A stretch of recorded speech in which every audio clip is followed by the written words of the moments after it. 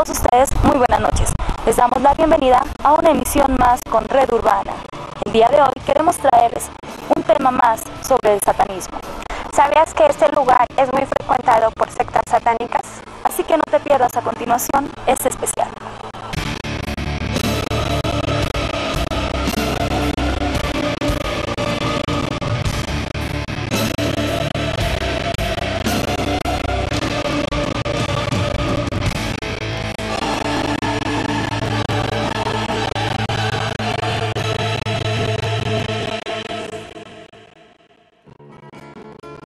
Annelies Michel, nacida en Leipzig, Bavaria, creció en la pequeña localidad de Klimberlin, en esta misma región, en el seno de una familia católica de clase media.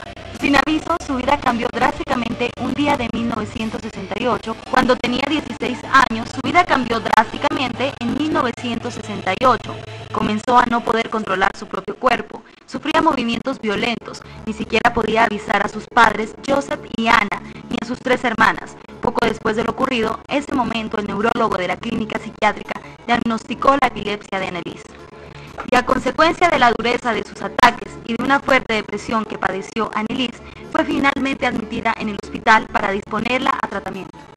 Poco después que comenzaran los ataques, la joven alemana comenzó a ver diabólicas visiones, muecas, caras monstruosas. Durante sus rezos diarios, incluso escuchaba voces que le decían: Annelies se cocerá en el infierno.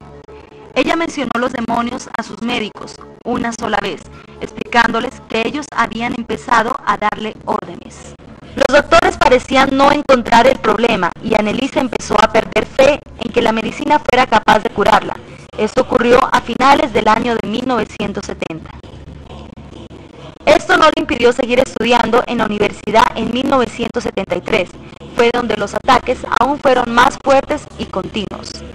Debido a la gran creencia religiosa de su familia y de ella misma, Annelies empezó a creer que estaba poseída por el demonio.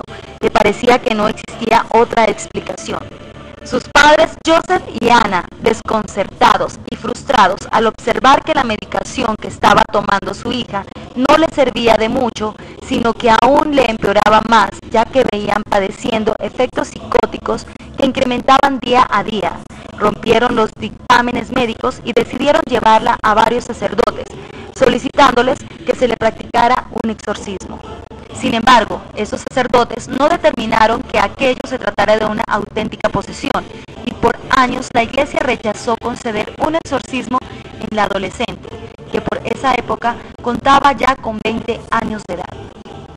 Pero ciertamente los síntomas que padecía la muchacha eran muy serios y altamente inquietantes, porque se mutilaba a sí misma, comía moscas y carbón. En 1974, después de supervisar a Annelies por algún tiempo, el párroco Ernest All, considerado un reputado experto en la materia, encontró verdaderos indicios de posesión demoníaca, ya que Annelies se negaba a comer, porque los demonios no se lo permitían. Después de hacer una verificación exacta de la posesión en septiembre de 1975, el obispo Joseph ordenó finalmente la orden de llevar a cabo el gran exorcismo, que sería realizado por el propio pastor Alt y por el padre Arnold Reims. La base para este ritual está en el Rituale Romanium, la cual continúa siendo en este momento un derecho canónico válido desde el siglo XVII, en sesiones que se prolongaron semanalmente desde septiembre del 75 hasta julio de 1976. Ciertamente, ellos aseguraban que no solo había un demonio dentro de la joven, sino que eran varios y hasta los identificaban: Caín, Judas Iscariote, Lucifer, Nerón, Adolfo Hitler y Fleischmann, un deshonrado sacerdote franco del siglo XVI, y algunas otras almas malditas que se manifestaron a través de ella. Las convulsiones eran tan fuertes durante el exorcismo que tenían que atarla a la cama y ser sujeta por 3 personas. Solo por corto tiempo parecía que el exorcismo hacía efecto. Incluso pudo regresar a la escuela a realizar los exámenes finales en la academia. Los ataques aún así no terminaron.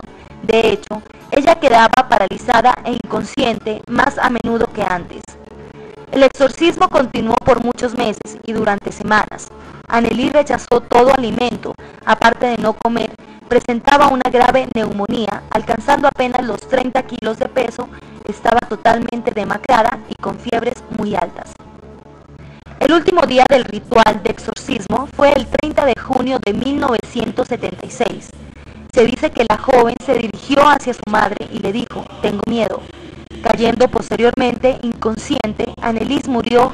El exorcismo no dio resultado. Tras la muerte de la joven fueron arrestados por las autoridades sus padres y 2 exorcistas.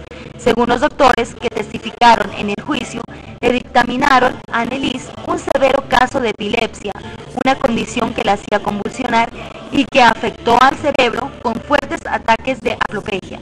Además, se discutió sobre posibles desórdenes mentales y psicológicos, lo que explicaría las alucinaciones de rostros y voces demoníacas. Los exorcistas intentaron probar la presencia de los malignos poniendo las cintas grabadas y se llegaron a registrar hasta 42 audios en los que se oían extraños diálogos, como el de 2 demonios que discutían sobre cuál de los 2 debería abandonar primero el cuerpo de la chica.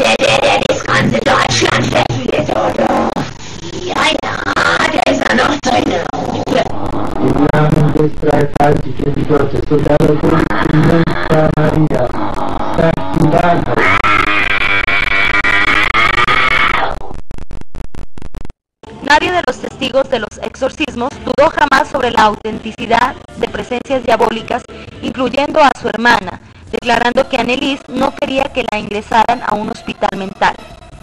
El veredicto final fue considerado por muchos demasiado blando, ya que los padres y los exorcistas fueron declarados culpables de homicidio por negligencia y negación de auxilio. La condena fue de 6 meses de prisión y libertad condicional. Una comisión de la obispo-conferencia alemana concluyó después que Anneliese Michel no estaba poseída. Aún así, los creyentes no dejaron de apoyarla en sus luchas. Su cuerpo fue exhumado 11 años y 6 meses después de su entierro, solo para confirmar que se mantenía en circunstancias normales, lo cual fue confirmado. Hoy en día hay gente que visita la tumba de Anneliese como lugar de peregrinaje y adoración a una santa que luchó contra el diablo.